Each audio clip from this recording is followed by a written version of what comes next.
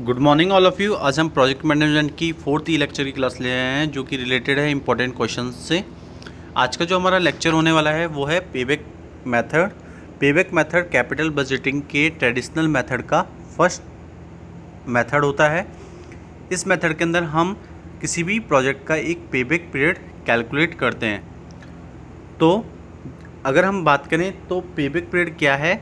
The payback period of an investment is the length of time required for the cumulative total net cash flow from the investment to equal the total initial cash outlay or year in which sum of cash inflow to equal to initial investment. Payback period क्या है? Payback period investment की उन length के time period को require करता है जो कि किसी इन्वेस्टमेंट के cumulative total net cash inflow को इक्वल करता है उसके टोटल इनिशियल कैश आउटले से, और उस ईयर को भी बताता है जिसके अंदर जो सम है कैश इनफ्लो का वो इनिशियल इन्वेस्टमेंट के बराबर हो। जब हम किसी पर्टिकुलर प्रोजेक्ट का पेबैक पीरियड निकालते हैं तो उसके अंदर हमारे पास दो कंडीशंस होती हैं। पहली कंडीशन क्या होती है? जब कैश इनफ्लो हमारे पास हर ईयर क्या आए? सेम आए। मीन्स कि मेरे पास कैश इनफ्लो है वो सेम ईयर, मतलब कि हर ईयर मतलब सेम है।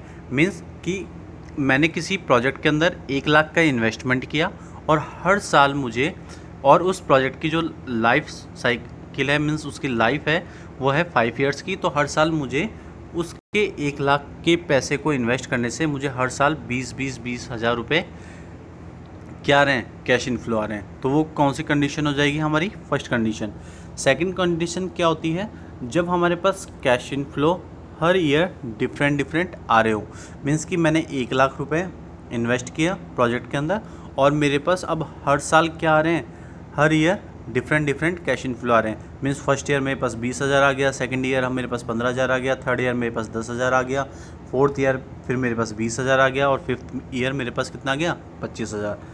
तो जब हम कंडीशंस की बात करते हैं तो पहली कंडीशन के अंदर जो पेबैक पीरियड का जो फॉर्मूला होता है वो होता है payback period equals to initial investment upon annual cash inflow after tax but before depreciation. Means कि जब हम जो हमारा कैश इनफ्लो होता है एनुअल कैश इनफ्लो वो हम पेबैक पीरियड के अंदर after tax but before depreciation लेते हैं, ठीक है। और जब हम दूसरी कंडीशन की बात करते हैं, जब कैश इनफ्लो हर ईयर डिफरेंट आ रहा होता है, तो जो हमारा पेबैक पीरियड का फॉर्मूला होता है वो होता है complete years plus initial investment minus cumulative cash inflow of complete years upon annual cash inflow of present years, ठीक है। इसको हम जब हम न्यूमेरिकल्स करेंगे तब मैं आपको बताऊंगा ये कैसे होता है, उसको हम वहाँ ज़्यादा एक्सपेंड तरीके से पढ़ेंगे। तो यहाँ पे जो पेबैक ईयर है वो क्या है? Year in which sum of cash inflow equal to initial investment complete. यहाँ पे पेबैक ईयर क्या होएगा? जब जो हमारा सम है कैश इनफ्लो का वो किससे इक्वल हो? हमारे इनिशियल इन्वेस्टमेंट के कंप्लीट होने के बराबर हो। मीन्स कि जिस ईयर के अंदर हमारा जो कैश इनफ्लो का सम है वो इनिशियल इन्वेस्टमेंट से इक्वल हो जाएगा, तो वो ईयर हमारा कौन सा ईयर होएगा? पेबैक ईयर, ठीक है। कंप्लीट ईयर क्या होता है? कंप्लीट ईयर कौन सा होता है? Year in which sum of cash inflow less than initial investment, ठीक है। कि जब जो सम है कैश इनफ्लो का वो इनिशियल इन्वेस्टमेंट से कम हो तो उसको हम बोलते हैं कंप्लीट ईयर। प्रेजेंट ईयर क्या है यहाँ पे? Year in which sum of cash inflow more than the initial investment. जब जो सम है कैश इनफ्लो का वो इनिशियल इन्वेस्टमेंट से ज़्यादा हो तो वो हमारा कौन सा ईयर हो जाता है? Present year. तो 3 तरीके की ईयर मैंने आपको बताया, पेबैक ईयर, कंप्लीट ईयर और प्रेजेंट ईयर, ठीक है। अब इसको हम क्वेश्चन देखते हैं। तो क्वेश्चन को बताने से पहले मैं आपको ये बता देता हूँ कि जब एक्सटर्नल में के अंदर जो पेबैक मेथड से रिलेटेड जो क्वेश्चन पूछे जाते हैं वो बेसिकली सेकंड कंडीशन से रिलेटेड क्वेश्चन पूछे जाते हैं, ठीक है। तो क्वेश्चन हमारे पास इस तरीके से सेकंड कंडीशन के बिहाफ पे ये है कि the management of a manufacturing company proposes to invest 1 lakh in a project.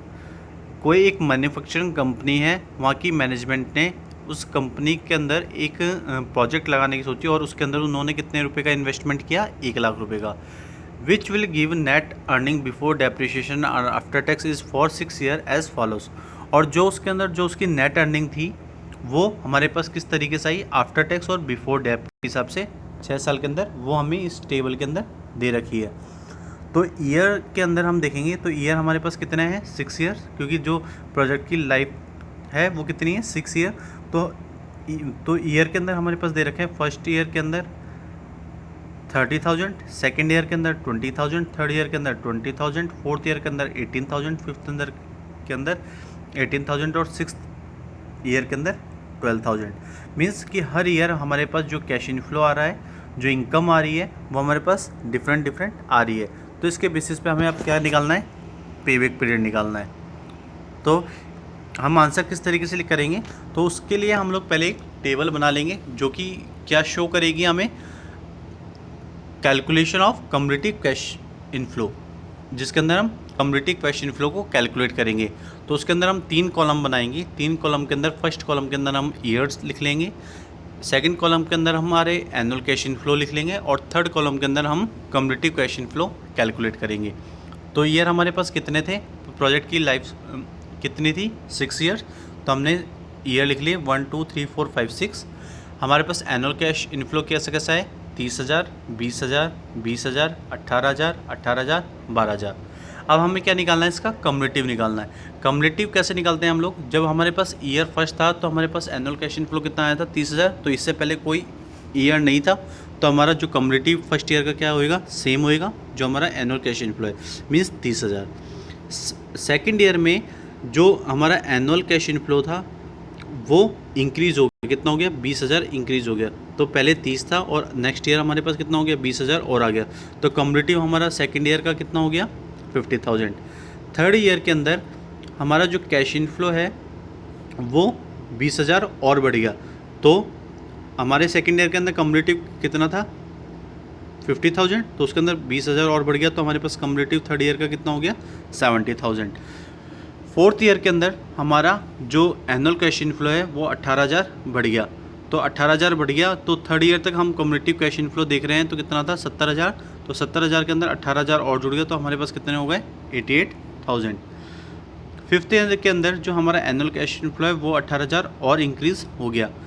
तो जो हमारा फोर्थ ईयर के अंदर क्या था हमारा कम्युलेटिव कैश इनफ्लो, 88,000। तो 88,000 के अंदर हम 18 प्लस करेंगे तो हमारे पास कितना हो गया, 1,06,000। उसके बाद सिक्स्थ ईयर के अंदर जो हमारा एनुअल कैश इनफ्लो है वो 12,000 और इंक्रीज़ हो गया। तो हमारा जो कम्युलेटिव कैश इनफ्लो है वो फिफ्थ ईयर में कितना था, 1,06,000। तो सिक्स्थ ईयर में हमारे पास क्या हुआ था, एनुअल कैश इनफ्लो 12,000 और बढ़ गया। तो हम 1,06,000 के अंदर 12,000 ऐड कर देंगे, तो कितना आ जाएगा, 1,18,000। अब हम इसको चेक करने के लिए क्या करेंगे, जो हमारा कम्युलेटिव कैश इनफ्लो है उसका जो लास्ट वाला ईयर का है, मीन्स सिक्स्थ ईयर का जो हमारा कम्युलेटिव कैश इनफ्लो है वो हमारा इक्वल होना चाहिए हमारे एनुअल कैश इनफ्लो के टोटल से। अब हम एनुअल कैश इनफ्लो को एक बार टोटल करते हैं, 30,000, 20,000, 20,000, 18,000, 18,000, 12,000। तो 8 16 और 2 18, 8 1 3 and 1 4 4 and 4 8 8 9 10 and 11 1,18,000। मीन्स कि हमारा जो एनुअल कैश इनफ्लो है वो हमारे कम्युलेटिव के सिक्स्थ ईयर के से क्या है, इक्वल है। अब हम देखेंगे कि ये जो हमारा टेबल जो हमने बनाई है वो करेक्ट है। तो अब हम इसका पेबैक पीरियड निकाल लेते हैं। तो हमने देखा कि जो हमारे पास जो एनुअल कैश इनफ्लो था वो हर ईयर क्या आ रहा था, डिफरेंट आ रहा था।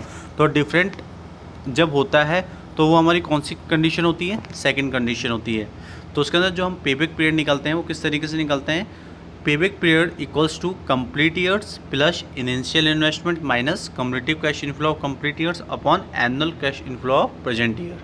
ठीक है, तो ये वाला फॉर्मूला हम इसके अंदर पुट कर देंगे। तो उसके अंदर हम ये देखेंगे कि कंप्लीट ईयर्स क्या है। कंप्लीट ईयर्स के अंदर हम ये देखेंगे कि किस ईयर के अंदर हमारा जो कैश इनफ्लो है वो क्या है, हमारे एनुअल कैश इनिशियल इन्वेस्टमेंट से कम है।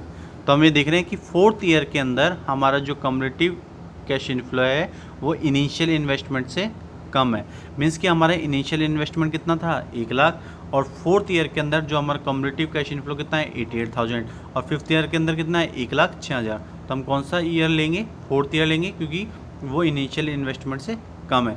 तो 4th ईयर हमारा क्या हो जाएगा? कंप्लीट ईयर, उसको हम लिख लेंगे 4th ईयर प्लस। अब हमारा इनिशियल इन्वेस्टमेंट कितना था 1 लाख, और जो 4th ईयर का जो कम्युलेटिव कैश इनफ्लो था वो कितना था 88,000। तो 1 lakh minus 88,000 upon annual cash inflow of present year. Means कि जो हमारा प्रेजेंट ईयर का जो एनुअल कैश इनफ्लो है वो क्या है। अब हम प्रेजेंट ईयर की बात करते हैं, तो प्रेजेंट ईयर का मतलब क्या होता है? जब जो हमारा कैश इनफ्लो है वो इनिशियल इन्वेस्टमेंट से ज़्यादा होता है। ज़्यादा का मतलब क्या हुआ कि देखें तो 88,000 की जब हम बात कर रहे थे, जब हमारा 4th ईयर के अंदर जो कम्युलेटिव था वो कितना था 88,000। तो जब हम 5th ईयर पे आते हैं तो 5th ईयर के अंदर वो क्या होता है 18,000 और इंक्रीज हो जाता है। तो वो कितना हो जाता है 1,06,000। मीन्स कि इनिशियल इन्वेस्टमेंट से ज़्यादा हो जाता है। तो इसलिए हम जो 5th ईयर का जो एनुअल कैश इनफ्लो है वो हम क्या लेंगे? उसका annual cash inflow of present years. Means कितना है 18,000। अब इसको हम कैलकुलेट कर लेंगे, तो 4 year plus 1 lakh minus 88,000 upon 18,000। इसको कैलकुलेट करने के लिए अब क्या करेंगे? 1 लाख में से 88,000 गए तो कितने बचे? 12,000। 12,000 अपॉन कितना है 18,000। 12,000 और 18,000 को हम कैलकुलेट करेंगे तो 30 से 30 कैंसिल कर देंगे, बचेंगे हमारे पास 12/18। 12/18 सिक्स की टेबल में आते हैं, तो 6 2 जा 12, 6 3 जा 18। तो कितना आ जाएगा 2/3। 2/3 को जब हम कैलकुलेट करेंगे तो हमारे पास कितना आता है 0.67। 0.67 आ जाएगा। तो उसको हम किस में ऐड कर देंगे? 4 ईयर में ऐड कर देंगे। तो हमारे पास जो आंसर आएगा वो कितना आ जाएगा 4.67। तो इस तरीके से हम पेबैक पीरियड निकालते हैं जब हमारे पास कैश इनफ्लो हर ईयर क्या हो, डिफरेंट हो। ठीक है। अगर हम बात करें कि जब हमारा ईयर सेम हो, मैं आपको बता देता हूँ, वैसे क्वेश्चन पूछा नहीं जाता है लेकिन मैं आपको बता देता हूँ कि इसके अंदर क्या करते हैं कि मान लीजिए कि 1 लाख हमारा इनिशियल इन्वेस्टमेंट था और प्रोजेक्ट की जो लाइफ थी वो कितनी थी 5 ईयर, और हर साल हमारे पास कितने आ रहे थे 10 हज़ार आ रहे थे 5 साल तक। तो टोटल कितना हो गया 5 साल तक का 50,000। हमारा इनिशियल इन्वेस्टमेंट कितना है 1 लाख। तो फॉर्मूला हमारा क्या था?